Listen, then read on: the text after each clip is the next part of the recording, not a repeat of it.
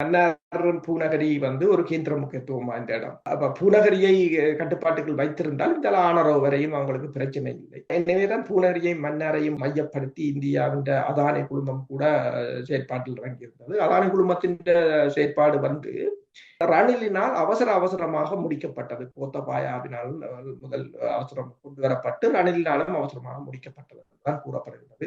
அந்த உடன்பாட்டுக்கு எதிராக IMF, Asian development bank கூட தாங்கள் எதிர்ப்புகள் தெரிவித்திருந்தது. ஏனென்றால் சுவிஸ் சேலஞ்ச் என்று சொல்றது ஒரு டெண்டரை கோல் பண்ணி அதை பார்த்து அதில் குறைந்த பிட் கொடுத்தவரை தெரிவு செய்து அதற்கேற்ற மாதிரி பேச்சுவார்த்தை நடத்தி எதுவும் அங்கு இடம்பெறவில்லை. அவசர அவசரமாக முடிக்கப்பட்டது. அது பின்னர் முதலில் அது ஒரு தனியார் நிறுவனம் என்று கூறப்பட்டாலும் பின்னர் கொழும்பு பத்திரிகை தெரிவித்திருந்தது அது தனியார் நிறுவனத்தின் இல்லை, இந்திய பிரதமர் மோடியின் நேரடியான அழுத்தத்தின் பின்னர் தான் இலங்கை அதற்கு ஒப்புக்கொண்டிருந்தது. இப்போது அது வெளியேற்றப்பட்டு விட்டது. ஆனால் இருந்த போதும் இந்தியா மன்னார் ஒன்று கடல் வளம். உங்களுக்கு தெரியும் இலங்கை இந்த கடல் வளத்தை இந்தியா இவ்வளவு தூரம் பயன்படுத்துகிறது என்று. அண்மையில் கூட இந்திய மீனவர் சங்க தலைவர்கள் வந்திருந்தார்கள், பேசியிருந்தார்கள்.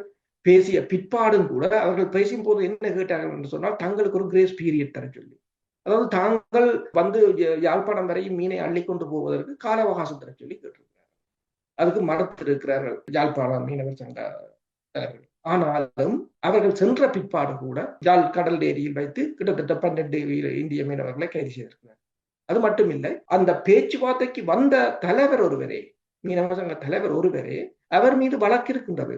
அவர் எவ்வாறு இலங்கையில் கைது செய்யப்படாமல் தப்பி போனார் என்று யாருக்கும் தெரியாது என்று கூறுகிறார்கள். என்ன சொன்னால் அவரின் 2 படகுகள், 2 ரோலர்கள் இங்கு கைப்பற்றப்பட்டு இருக்கின்றது.